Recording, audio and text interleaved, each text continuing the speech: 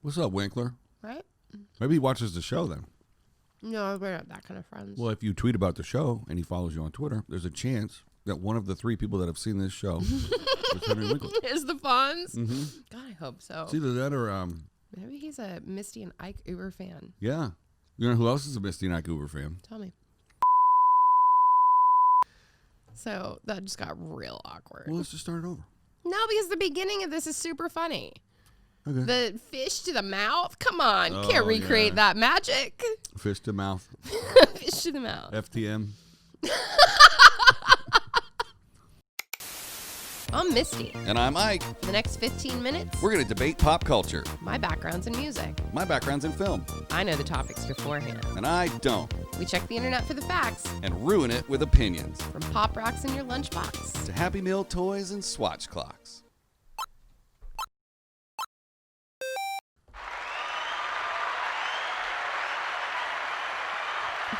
Welcome back. Good morning, everybody, and welcome to Misty and Ike Ruin the Internet. It's a very special day here in Los Angeles, California. November 3rd. You guys, We go vote. Yeah. I don't have any other words than that. If you're hearing this and you haven't voted yet, please stop what you're doing, including listening to this. Unless you're listening to this on the way to the polls. Misty and I are going to be consuming all of our leftover Halloween candy. Yes. Because if you thought it was cheap before Halloween, it was real cheap yesterday. Swedish fishes. Sour Patch Kids. Reese's pumpkins. So to get everybody's mind off of the looming cloud of things that are happening today, what do you want to do? I want to ruin John Hughes. These are much more sour. Oh my God, they're so sour. They're so sour. But they're so good. What are we doing eating these on the air? I don't know. This feels like life right now. This tastes like a sugary butthole. It's like, oh. Oh. Like, they're so sour, it hurts a little bit. Should we cut and do this over? I don't think so. I think this is pretty funny. Oh, my God. This is fire content right now. We're definitely cutting this out and making it a clip. Misty and Ike taste Sour Patch Kids live. They weren't always this sour, were they? These might be a touch old. I don't think so. 1997. They don't expire until April of 2021. These are expired now. What are? These. No, they're not. They taste like it. No, I think maybe they've just changed since we ate them. You want to see if you can catch one? In my mouth? Well, yeah. Yeah. Okay, ready? This is going to be fun. Oh! Dude, that was close. pretty good. Try me with a Swedish fish. Or no, try me with the Sour Patch Kids because we waste those all day. We have to find those so the ants don't get them. Yeah. I'm really bad at Go high. throwing. Go real high. Well, I got it on your desk. Oh, why did I eat that? Oh, no. I did not want the other one. Ooh. Oh, boy. Okay, I have 2 more left. Oh, at the same time? Just get it over with. Okay, I'm doing the rest of my bag. Ooh. The whole bag. Oh, my God. Oh, no. Oh, my God. When I just took a sip. They're making my eyes water. Yeah, me too. That's why I wear glasses. When I took a sip, I had this instant fear that they were like Mentos. And they were going to explode in your My mouth. whole brain was going to explode Like right here. It was an urban legend. It was Yeah. Pop Rocks and Pepsi. That it would make your insides explode. Pop Rocks in your lunchbox. Yeah. I need a Swedish fish to cleanse my palate. Yeah. Whew. Okay. Hey, do you like seafood? Are we 5 today? I think so. It's election day. I Yeah. think being goofy and stupid is We're trying to silly it up for you guys. Seriously. There's silliness happening out in the Yeah. world today. All right. A lot of shit going down. So we're gonna break the internet today. We are. I already know what we're talking about. Do you? Yep. What is it you want to tell the people?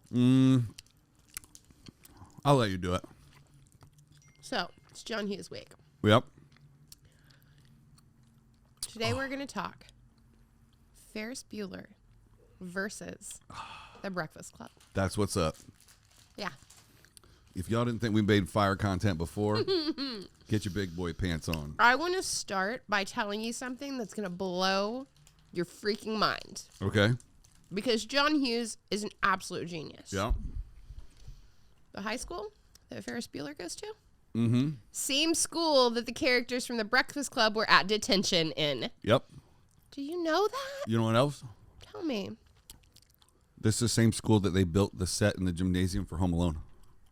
Also featured in 16 Candles and Pretty in Pink. That's The right. Prom. He just rents that. It's an abandoned school. He just rents it out for his No, production. but I mean, even in the movie, the name of the school, like that's a tie-through in all those movies. Oh, shit. It's the same name of the school. That's interesting. Yeah. So I'm not talking the set itself. I'm talking that there's Whoa. Yeah. I just typed in Ferris, and it said Ferris Bueller's Day Off versus Breakfast Club. I thought it was just my phone that was listening to me. It's my computer now. Big brother. Whoa. You want to hear what this review says, or do we just make our own opinions? No, we're just going to talk about some stuff. Okay. So. Well, we're going to be #1 ASMR podcast on the planet after Right? this. Right. Listen to my sweetest fishes. Okay. Oh my God. Swallow sweetest fishes. All right. Okay. So off the top, Yeah. which of the two is your favorite? Ferris Bueller. And I am a Breakfast Club. Yeah. Oh, okay. This is going to work out great. Yeah. I mean, I love Ferris Bueller. Mm-hmm. Think it's comedic gold. Yep. Genius. And the era it came out, I was a teenager. So that entire, like, calling in sick, that whole thing was epic. Yeah. However, the Breakfast Club, because I was a little bit older of a teenager, the Breakfast Club resonated a little bit more because I knew and saw all of those characters and friends of mine or people that I went to school with. Right. Yeah. Like, I lived Breakfast Club, so Yeah. for me, movies are like an escapism kind of thing. And it was fantastical what they were doing in Ferris Bueller. Yeah. And there's no way you're ever going to just like, I mean, we did take our parents' cars out when we called in sick. Did you have a parade? Did you put their car in a parade? That's the thing that kind of throws it off the shark, is like, off the shark. The parade's amazing, though. Yeah. Jumps the shark, right? Yeah. You know where that comes from? I don't. Happy Days. When the Fonz literally is water skiing and he jumps the shark, that's when the show went downhill. Speaking of happy days, I watched Scream last night, and I always forget that Henry Winkler's in it as the principal. Dude, you remember when he made his comeback? Oh, my God. He was in another horror movie first. Mm-hmm. It wasn't Scream. Yeah, I don't remember what it was, but I remember. I think it was like The Academy or something like that. That were all like, or like Killing Mr. Kringle or something weird. And he was the principal. He played a principal a lot. Yeah, he's a principal-y character. Yeah. I'm really happy that he made a comeback, and I got to meet him a few years ago. Oh, wow. He loves him some Bruno Mars. I can see the Fonz getting down to some Bruno. And I took a photo with him, which I very rarely do. And then a few months later, I was in Milwaukee, where they have a bronze Fonz statue. Bronze Fonz. And I took a photo with that, and I put him side by side on Twitter, and I tweeted it to him, and he started to follow me, and we became friends. What's up, Winkler? Right? Maybe he watches the show then. No, we're not that kind of friends. Well, if you tweet about the show and he follows you on Twitter, there's a chance that one of the 3 people that have seen this show is Henry Winkler. Is the Fonz? Mm-hmm. God, I hope so. It's either that or maybe he's a Misty and Ike Uber fan. yeah. You know who else is a Misty and Ike Uber fan? Tell me. So that just got real awkward. Well, let's just start it over. No, because the beginning of this is super funny. Okay. The fish to the mouth? Come on. You can't recreate that magic. Fish to mouth. Fish to the mouth. FTM. Okay. So we've decided you are a Ferris Bueller. I'm a Breakfast Club. So if you don't know the premise of both of these. If you don't know me by now. This has gone completely off the rails, and I love it. You will never, never, never, never, never, never, never. The premise of Ferris Bueller's Day Off is that he's a high school student. Everybody knows that. He fakes being sick, and it follows his day off. Yep. The premise of the Breakfast Club is 5 kids who get detention. From getting caught lying about calling in sick. Maybe. Ooh, they're tied. And they're all from very different cliques in the high school. And social statuses. Yes. They have to get through their day in detention together with a very angry principal. Is that something they used to do? Did they used to go like, you have detention for the day? Because my detention was always after school. Yeah, mine too. And Not that I ever got detention because I was perfect. It's because it was a Saturday. Yeah, theirs was a Saturday detention. Yeah, that sucks. Yeah. I never had that. Neither did I. So, yeah. So what about Ferris Bueller draws you to it? Well, I guess you already told me. The escapism. Taking the car and then like trying to run the car backwards and work the miles off and then like. Yeah, I forgot about that part actually. Yeah, and then That's the car great. going out the back. So it's like his best friend's dad's car. Yeah. I was always talking. All my friends had money and I didn't. So I was always talking them into doing dumb shit with their parents' cool toys. It's like, let's take these jet skis out. So you associated with Ferris. Yeah, I was definitely Cameron. No, Okay. Cameron was the kid who didn't want to do any of that. He Right. was like, my dad was going to kill me. If you switch their social statuses, I would be Cameron. Okay. In other words, like I was Ferris in Cameron's body. Okay. Does that make sense? Yeah. Except a little bit ago, you said you weren't sickly like Cameron at all. I'm Cameron with Ferris's personality. Okay. Okay. That doesn't make any sense. Not really. I'm struggling to follow. That's all right. Do you mean you were just kind of nerdy? Yeah. That's fine. You just say I was a little nerdy. I was always like the number two. Like my best friends all throughout high school were always like the popular kid. Right. So the Ferris, where everyone, wants to save Ferris. Yeah. Do you remember that Charlie Sheen was in it? I don't remember that. When they're at the police station, his sister's sitting there and she's sitting next to a guy who keeps hitting on her. Oh, that's right. It's Charlie Sheen. Yeah, it is. Yeah. That's cool. Yeah. Who was the teacher in Breakfast Club? The teacher? What do you mean? You mean the principal? Yeah. He was mean. Yeah, he was a bad guy. He was. I don't remember his name. Let's look it up. Prince. Well, and yeah, let's figure that out. And then we're going to talk about something that I also think factors into this. Paul Gleason. What was his character's name? Principal. Best known for playing the grumpy high school principal who presides over detention in the 1980 Breakfast Club. Ooh, he died in 2006. Oh, That's a bummer. that is a bummer. He was good. Hmm. Does it tell you what his actual name was as that character?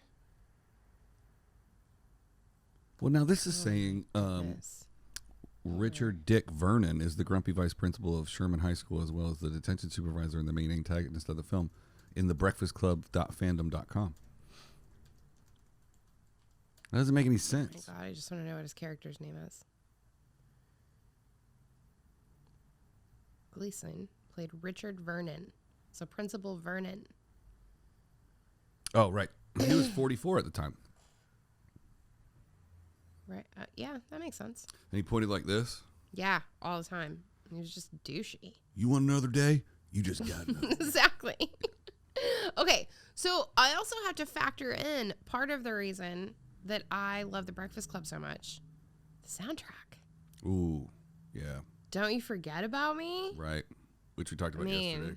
Yeah. And, I feel like there were a couple of pivotal, musical moments in Ferris Bueller, like when he sang Danke Schoen. Well, yeah. That's pretty great. One could argue that he Lip-synced. Yep. That's fair. That's fair. Oh, it was Shake It a Baby now. Shake It a Baby now. Yeah. Yep. Did he do both on the float? I think he did. That'd be weird to do a slow song and a fast song. No, I haven't seen it in so Can you imagine long. just jumping up on a float and taking command of their PA system and then having the entire city of Chicago just start dancing like crazy in downtown? No, I can't. I can't at all. That's why they made a movie about it. So are we doing which one's best? It's just a versus. Like that one versus this one. Like what were the things that appealed about that one versus this one? This doesn't have to be like our Chris Farley versus John Candy where we actually give it points. Yeah. For And certain you guys should check that episode out. All right, I have a challenge for you. Okay. I'm going to say something I don't like about Ferris Bueller, and you say something you don't like about Breakfast Club. We take the opposing opinion for a second. I like this. Similar to a debate style. Perhaps. Okay. You go first. I don't have one. No, I have one. I have two parts of the film that I don't really like. Okay. Right? I mean, it's a super hilarious part of the movie, but when Ferris picks his girlfriend up from school, and he's like, "Do you have a kiss for Daddy?" It's kind of gross. It's super gross. Yeah. And the principal just stands there, and he's like, "This must be a close family." Or there's something weird going on. Yeah, the principal doesn't immediately. Sloane was the girlfriend, not the sister. He doesn't. Right. The principal doesn't immediately run down there and be like, "Hey, whoa, what are you doing here? You're making out with your daughter. Like, stop it." Right. And then it's kind of funny when you look back on these old 80s movies, because there are a lot of things about them that you're like, ooh, cringe. Yeah. That's definitely one of them. And then when he pulls up to the valet before they go to the steak dinner, before he's Abe Froman, and that guy of Chicago, the sausage king of Chicago. Yeah, that guy takes the keys to the car, to the Ferrari, and he's peeling out super loud as they're walking down the street, and his buddy is jumping in, and they're like lighting cigarettes and like going to run around like valets do. Yeah, and they go out and gallivant in the car all day long without like losing their job. They just get to pull up 3 hours later in the Ferrari. Like that part didn't make a lot of sense. Right. But neither did like him getting on the float and singing. Yeah. I actually don't like this movie now that I think about it.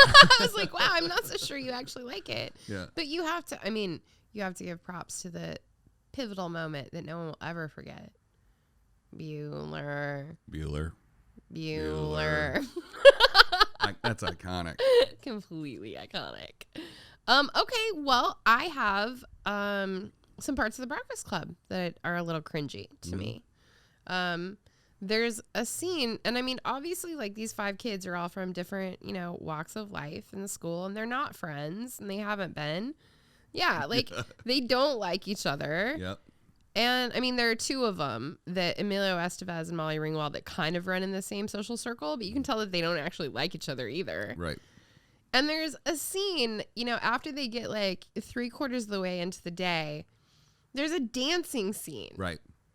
And, like, I understand in a movie like that you're trying to, pitch to a teenage audience that you want to kind of run all ends of the gambit and throw in the humor, but it just wasn't. I just remember, like, even when I watched it then, I remember cringing. I was like, teenagers would not do that. Like, teenagers don't break into song and dance sporadically. Well, then. Do you want to know why? They do now. TikTok. Tell me. Yeah, TikTok's weird. Yeah.